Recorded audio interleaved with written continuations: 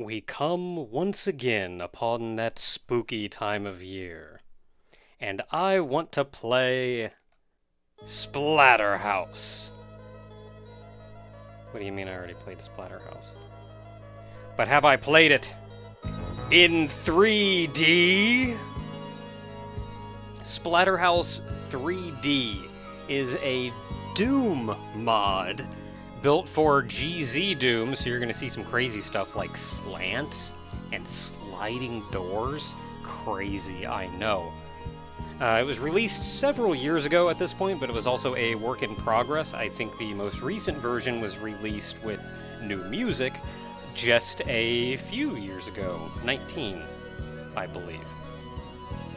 Splatterhouse 3D is a three-episode WOD with 6 levels per episode, and each one, very roughly, takes place during the events of the... Actually, I don't think the third episode is the third game. The Splatterhouse games. Episode 1 is roughly Splatterhouse 1. Episode 2 is roughly Splatterhouse 2. And Episode 3 is not Splatterhouse 3, it's its own thing, which is also cool. So for those of you who don't remember Splatterhouse or anything about it, the WOD also comes with a rather elaborately made PDF containing the story and a bit of setup leading us to where we are now, which I will read.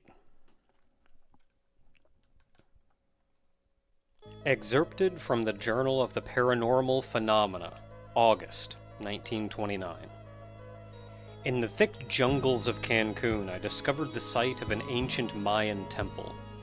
Most unusual was the discovery of a mask quite unlike anything that has been found before. Carved from a bone-like material, it seems to be a representation of a deity. This mask was attached to the wearer's head, with interesting straps that were fashioned to look like skeletal hands. Ruins found in the area refer to this relic as the Terror Head, or perhaps a better translation would be Terror Mask. This is a breakthrough discovery of never-before-seen Mesoamerican mythology. Excerpted from a letter of Dr. West to a friend. Dr. Klaus, this mask is incredible. You mentioned reading my piece in JOPP. However, I couldn't mention in the article the aura of power surrounding this thing. You pick it up and shiver.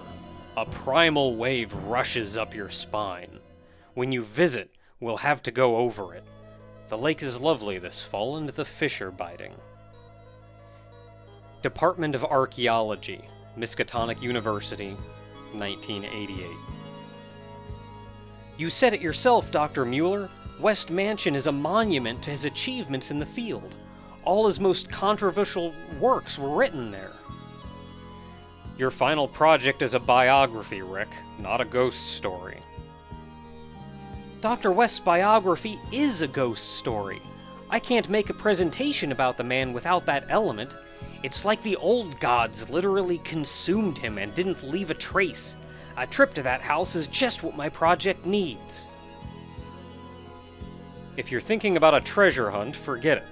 Wherever Dr. West disappeared to, he took the terror mask with him. You won't find it at the mansion. Heh, already turned it inside out yourself?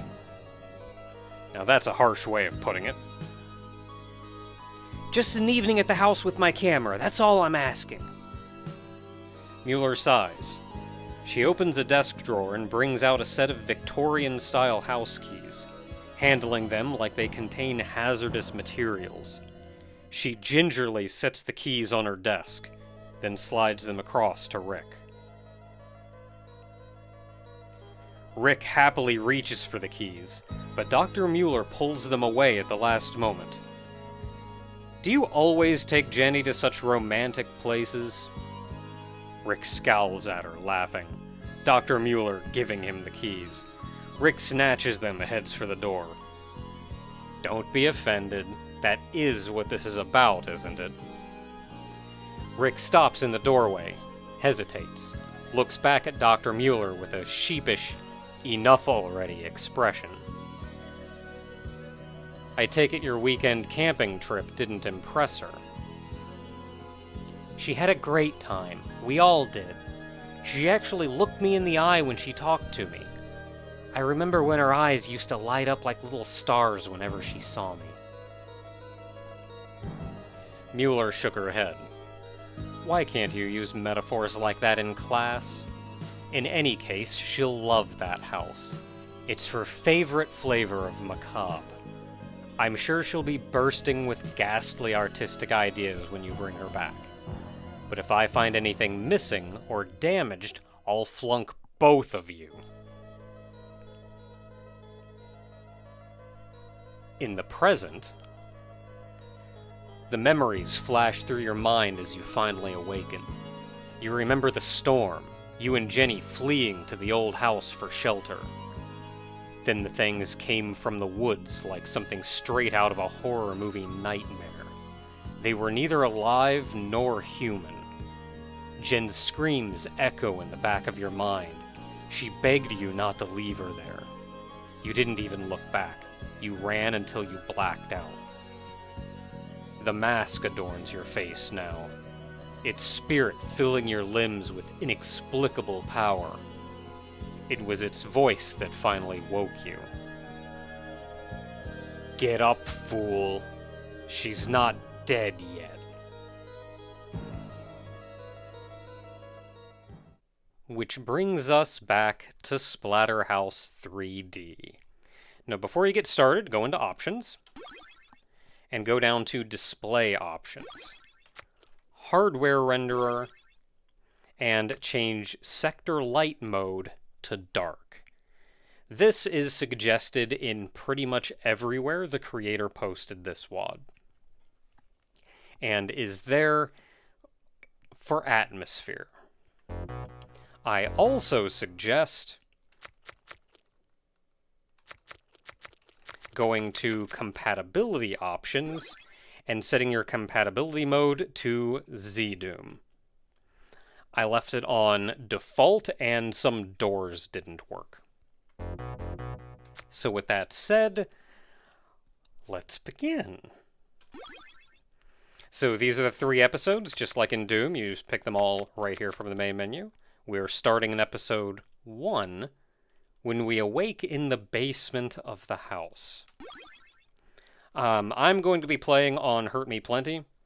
Even though Ultraviolence is kind of what everybody plays on, I'm going to be playing on Hurt Me Plenty because I just want to have a good time. And here we are. Much like in Splatterhouse, of course, you start with no weapons whatsoever.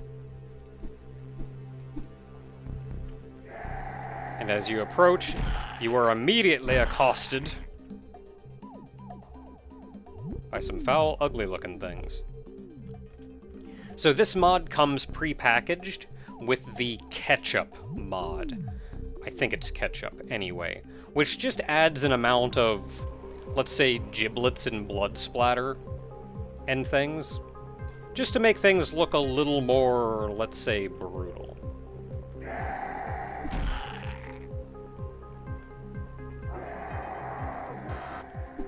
Nope.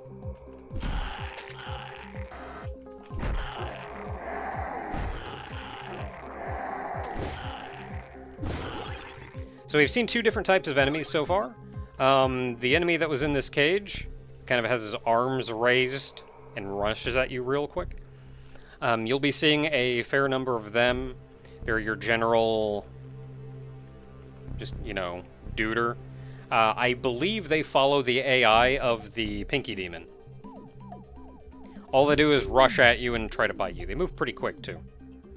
The other guy we saw, which was more upright, a little more slimy looking, that guy, I believe, follows the AI of an imp.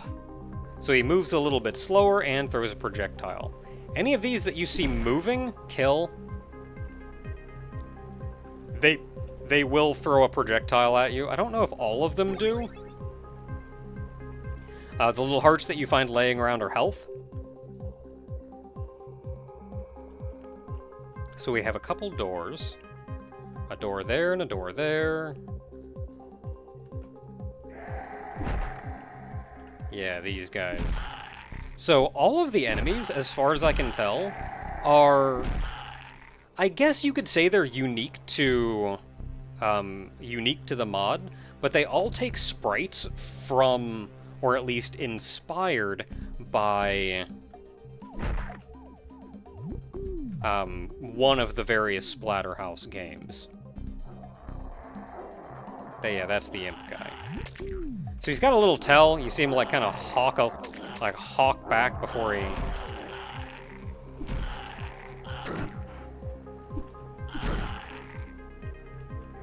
Yeah, I took my lumps. It's fine. So I'm going this way. I don't need to be going this way just yet.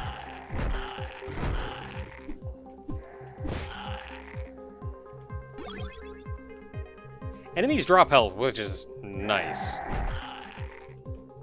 Okay, take care of him, get him out of the way. So we don't actually need to go this way yet. This way is progress. Grab that to fill us up. So this door back here... Oh, yeah, you are expected to use mouse look and jump, by the way. So...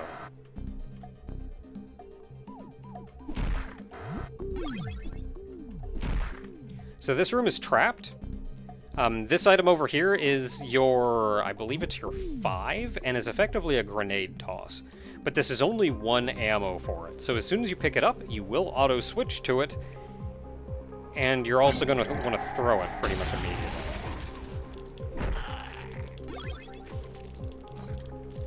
You don't, if you hold off on throwing it, you can save it for later. Anyway, so that got us effectively nothing. But there is some more over here for us.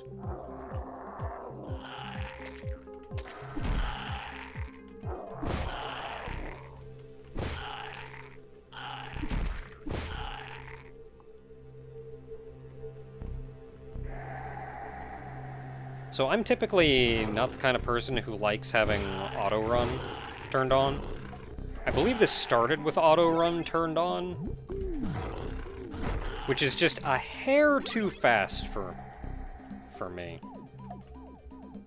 So I see that baseball bat, and I want that baseball bat.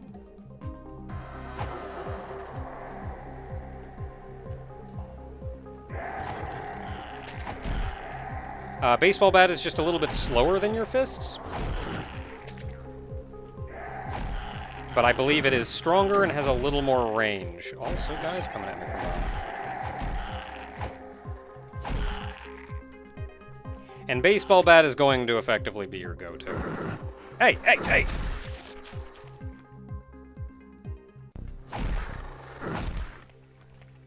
How did that first swing not kill it? You're a snake! You're not a snake. I don't know what you are. I don't know if I want to know what you are.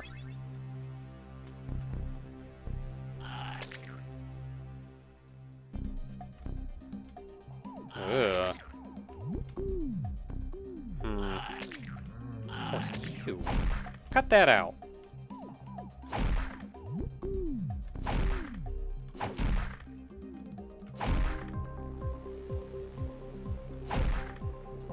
Good to kill them just so they A, stop attacking you, and B, maybe they'll drop some health.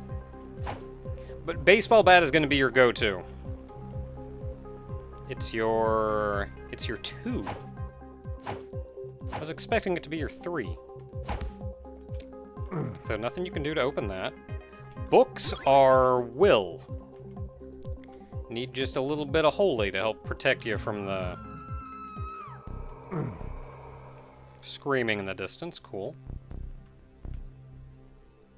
Actually, I wonder if that screaming is our girlfriend. So this is what opened up and had the other guys in it. Cannot go through that door, though. This adventure was for the baseball bat. Can go over in here for some will.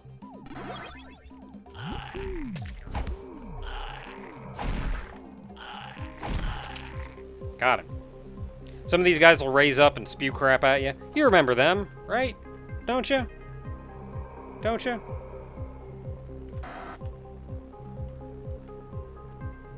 Okay, now that we have a baseball bat...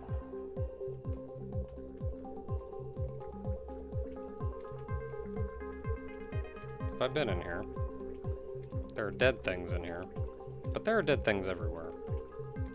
So I don't know if that means anything. These guys are jerks! Because after you kill them, their head comes off. And their head is notably more annoying to kill. Their head is kinda like a lost soul.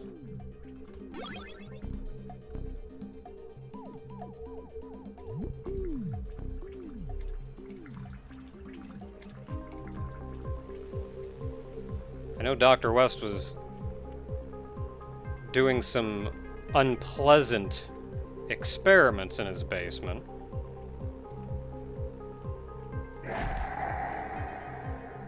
Oh, I think my swing woke him up.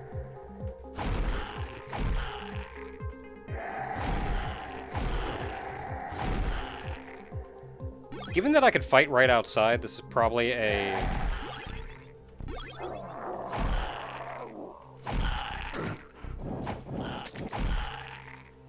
This is probably a sound blocking line deaf here or something. Anytime you find Jenny, her spirit gives you strength. It's 100 will. I think it's also 100. I think it also gets you up to full 100 health. So we've made it through the caverns underneath the mansion. 64, 65, so there's a monster left and there's a secret somewhere. Well, let's go find it. Let's see here, is that just the beginning? I'm going to try to go for all kills, all secrets, which does mean that there may be just a little bit of secret hunting at the end of a map.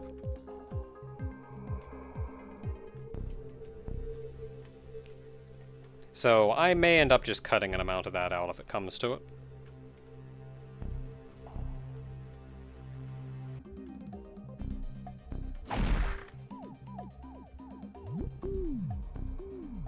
Well, there's the last kill. I missed one of these guys. Now to find that secret.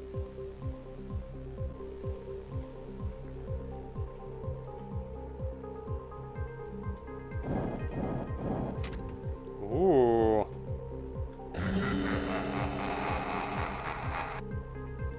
Found it. So I believe that is effectively a berserk pack. And it makes your raw punch, if it is effectively a berserk pack, it's going to make your raw punch unbelievably powerful. Unfortunately, it's right here at the end, so that doesn't really do a lot for us.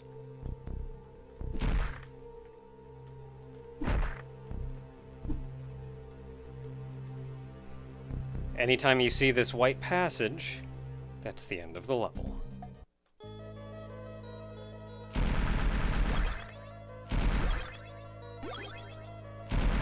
So at least early on, I'm going to attempt to get 2 levels in per stage. But because of the intro, we may be going a little bit over this time, so... And I'm sure as the levels go on, they're going to get more complicated. So I say, until next time, everyone.